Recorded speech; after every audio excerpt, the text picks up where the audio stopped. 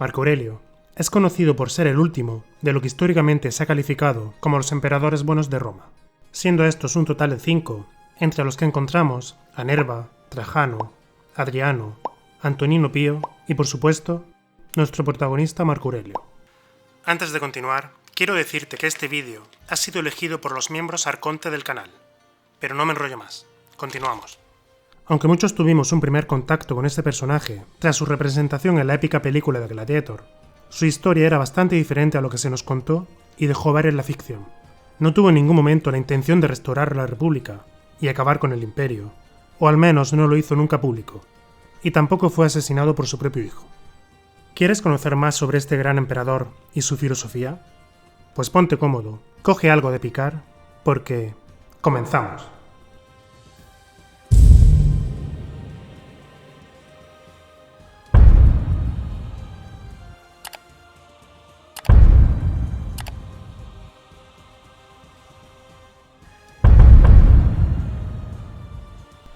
Marco Aurelio había nacido en Roma, pero procedía de una familia de colonos italianos que se asentaron en el pasado en la provincia hispana de Báetica. Su vinculación con la política imperial se dio cuando el emperador Adriano ordenó a Antonino Pío que lo adoptase junto a Lucio Vero.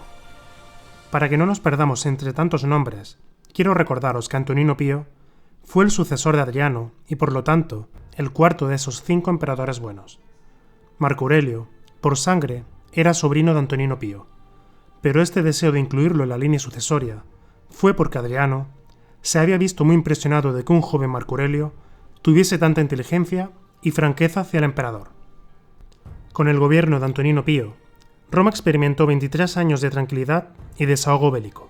Antonino no realizó grandes gestas por las que ser recordado, y se decía de él que era tranquilo, pacífico, tal vez demasiado laxo para lo que necesitaba la política exterior romana, algo que sus adversarios podrían vender como un peligro para el prestigio imperial. Pero a fin de cuentas, en su papel como emperador y administrador del imperio fue intachable. No daba un paso sin consultarlo con el Senado, y cada gasto de las arcas públicas se encontraba debidamente justificado ante los senadores. Pero la muerte llega a todos los mortales. Antonino Pío, que parece que siempre había gozado de una salud envidiable, a los 74 años cayó enfermo, puede que incluso por primera vez en su vida. Aunque para ser emperador, ya era un logro que muriese por causas naturales. Al ser de las pocas veces que se sentía enfermo, puede que ya imaginase que se acercaba a su final, y mandó llamar a su sobrino e hijo adoptivo Marco Aurelio. Marco Aurelio Antonino Augusto comenzó su reinado en el año 161 después de Cristo, durando el mismo hasta el 180. El joven, que ya no lo era tanto, para el año de su subida al trono, contaba con 40 años, heredando un imperio en paz y cuyas fronteras chocaban en el punto más norteño con los pictos en Britania y en el punto más al sur con los nubios o el reino de Kush por sus territorios en el Nilo. En el extremo más occidental del imperio había una Hispania totalmente dominada, mientras que en el más oriental se tenía una frontera compartida con partos y árabes, siendo los partos, si acaso, la mayor amenaza que se alzaba en el este para el imperio de Roma. El Senado aceptó con gusto la sucesión de Marco Aurelio, pues este ya contaba con gran fama entre ellos, al igual que el que importaba desde su familia, quienes tenían el sobrenombre de los verdaderos. El nuevo emperador aceptó con respeto y responsabilidad el papel que le daba su predecesor Antonino. Lucio Vero, por su lado, no parecía haberse molestado ante la elección de Marco Aurelio como emperador. Él se sentía más cómodo viviendo la vida de lujo que le daba su posición. Le gustaba viajar, beber y las mujeres, y eso lo encontraba a manos llenas. Pero Marco Aurelio no se sentía cómodo con esta preferencia. Si no se hubiese visto asociado al trono tan joven, su camino habría sido el de convertirse en un sacerdote del estoicismo y el de llevar una vida puritana. Pero su vida había ido por otros derroteros y lo aceptaba con solemnidad. No obstante, por lealtad a Adriano, a cómo se había preparado la sucesión de Antonino Pío, hizo realidad los planes del mismo al nombrar a Lucio su coemperador.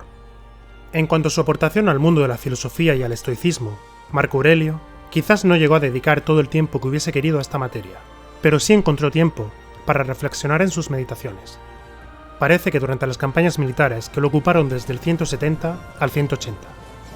Con esto, buscaba mantenerse enfocado en sus principios estoicos, buscando aplicarlos tanto a su vida como a su cargo como emperador.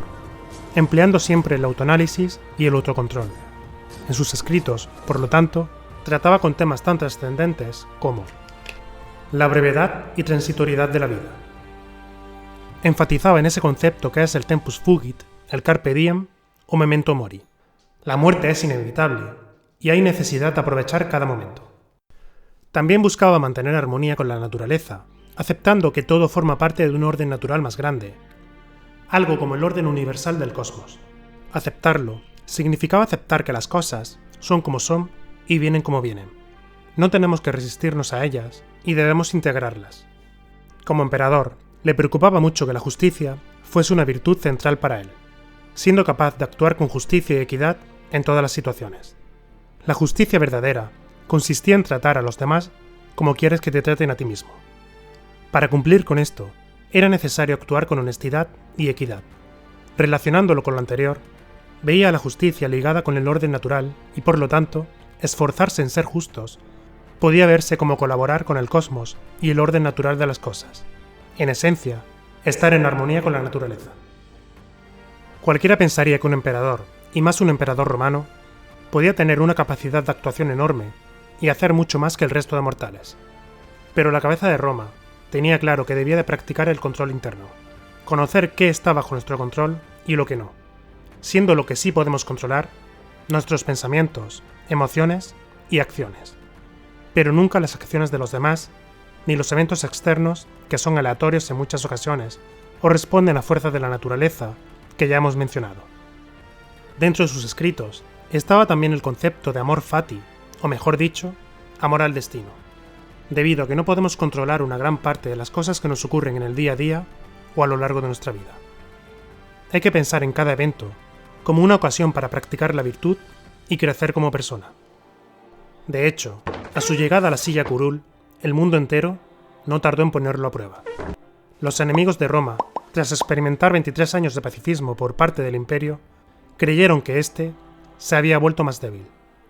El cambio de emperador era visto como un momento idóneo para aprovechar esa debilidad. Pictos, germanos y partos vieron esto como la oportunidad para atacar a Roma desde todos los frentes.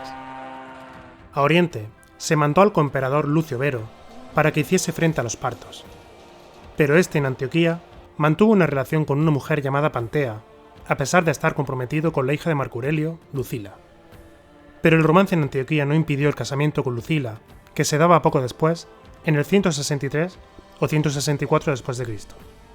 Sin embargo, aunque llevaba una vida cómoda rodeado de músicos, lujo y banquetes, la campaña parta fue un éxito gracias al ejército y a generales competentes en los que Lucio Vero delegó, poniéndose al mando solo cuando tuvo que declarar la victoria en la campaña. Pero a la victoria en el 166 se le sumó una desgracia. Cuando las tropas volvieron al imperio, consigo llevaban la peste. Al reto de haber superado las agresiones en el este, se le sumaba ahora hacer frente a la epidemia de peste que se conoció como la peste antonina. La misma se extendió por todo el imperio, afectando muchísimo las ciudades. La ciudad de Roma, que contaba con 1 millón de habitantes, perdió al menos a 200.000, siendo esto un 20% de su población. En todo el imperio, perdieron la vida millones de personas. La escena en las calles de Roma era dantesca. La catástrofe podía calificarse de apocalíptica.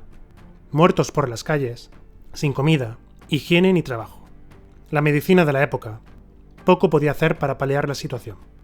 Tampoco ayudaba a que la gente se concentrase en santuarios y templos, pidiendo ayuda de los dioses, pues la proximidad entre unos y otros solo sumaba más contagios. La situación en el imperio hacía mella a Marco Aurelio. Por muy estoico que fuese, la crisis le afectaba como a cualquier otro mortal. Sufría de insomnio y úlceras estomacales. Si ya la situación era complicada, la epidemia había dado nuevos motivos a los enemigos de Roma para atacar. En las zonas que actualmente son Hungría y Rumanía, desde el 166, tribus germanas hacían presión para sacar provecho de la situación del imperio. Marco Aurelio sabía que sus habilidades militares y físicas no eran las mejores para llevar a cabo una campaña, pero no podía pedir que otros se sacrificasen, siendo él la cabeza del imperio. Por lo que su solución para poner en orden los asuntos en las fronteras fue ponerse al frente del ejército. Durante más de 6 años, Marco Aurelio enfrentó a lo largo del Danubio a cuados, longobardos, marcómanos y sármatas. A lo largo de ese tiempo, las legiones luchaban cada vez con mayor diligencia y efectividad bajo su comando. A inicios del 169, su coemperador Lucio Vero había muerto en Altinum por apoplejía o envenenamiento, por lo que desde este año gobernó en solitario. Cuando las cosas comenzaban a estar más o menos controladas, en el 175, a lo largo y ancho del imperio, se extendió el rumor de que Marco Aurelio había fallecido en campaña por una larga enfermedad. Un general, Avidio Casio, que había hecho una excelente carrera militar durante la campaña parta y que era gobernador en Egipto, aprovechó para postularse como emperador después de que la silla curul pareciese vacía. Marco Aurelio, con habilidad política, consiguió el apoyo de sus adversarios al proponer que si Roma no lo quería como emperador, se retiraría y no habría derramamiento de sangre. Pero el Senado, de forma unánime, rechazó la dimisión de Marco Aurelio. La sangre no llegó al río, bueno, una poca sí, la de Ovidio Casio, quien solo se sintió emperador durante 100 días. Pero ni un día más, pues fue asesinado por un oficial bajo su mando, mientras que Marco Aurelio se dirigía con el ejército a su encuentro en Siria. Se podría pensar que el emperador estaba detrás de este magnicidio, pero siendo pragmático, Casio no dejaba de ser un magnífico general al que Marco Aurelio prefería no perder. Si éste se hubiese rendido, el emperador le habría concedido el perdón sin mayor miramiento. Pero cuando los oficiales de Casio se enteraron que Marco Aurelio seguía vivo, decidieron retirar el apoyo a su general y mandarle la cabeza al verdadero emperador como muestra de lealtad. Pero este expresó una profunda decepción ante este acto. ¿Qué habrías hecho tú? Lo normal sería que el emperador hubiese pasado por la espada a todos los traidores, pero claramente desconocían el carácter de Marco Aurelio. Con resignación, el emperador aceptó el resultado de la disputa por el trono. Su hijo Cómodo estaba siendo preparado para sucederle en el imperio. Era el hijo natural del emperador y no era común que un hijo biológico sucediese en el trono a su padre. De hecho, fue el único superviviente de todos los hijos varones biológicos de Marco Aurelio, pues el hijo mayor, Tito Aurelio Fulvo Antonino, murió en el 165. En el 169, Marco Annio Vero falleció al no recuperarse de una operación e incluso había sido nombrado César junto a Cómodo para suceder a su padre.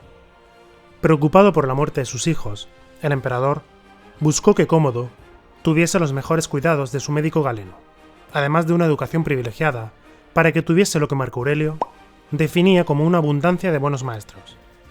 Pero a pesar de todo, Cómodo parecía ser bastante mal hablado, no tenía los gustos de su padre y se le describe como alguien cruel. Decidido a que Cómodo tenía que aprender a gobernar, alejarlo de las malas costumbres y al mismo tiempo a hacer la guerra, este estuvo acompañándolo en campaña desde el año 172 durante las guerras marcómanas. En la misma participó en diferentes batallas. Desde el año 177, Cómodo gobernó con su padre y recibió el título de Augusto. Cercano a la victoria, en el año 180, Marco Aurelio cayó enfermo en la ciudad de Vindobona, actual Viena. Las causas de su muerte no se saben con exactitud. Unos aseguran que fue víctima de la peste antonina, algunos dicen que viruela y otros que cáncer de estómago. Pero Marco Aurelio veía cercano su final justo cuando estaba a punto de conseguir la paz en la guerra. Cómodo, por lo tanto, tomó el relevo de su padre. Estuvo con los ejércitos del Danubio durante el año 180 e inició las negociaciones de paz con las tribus germanas. Debido al agotamiento tras tantos años de guerra, aceptaron sin oponer mucha resistencia, y el 22 de octubre del 180, Cómodo regresaba a Roma victorioso con los éxitos de Marco Aurelio. Pero a pesar de ser hijo de un gran emperador, el reinado de Cómodo se considera el inicio de la decadencia imperial. El historiador Dion Casio, en el siglo III, dejó por escrito sobre Cómodo lo siguiente: el reinado de Cómodo marcó la transición de un reino de oro y plata a uno de óxido y hierro. Hasta aquí sería la historia de Marco Aurelio y el inicio de la de Cómodo. Recuerda que puedes dejarme un like si te ha gustado, también comentar para darme tu opinión sobre el vídeo, y si quieres conocer diferentes formas de ayudar al canal, echa un vistazo al comentario fijado que tengo puesto abajo. Un saludo y nos vemos muy pronto.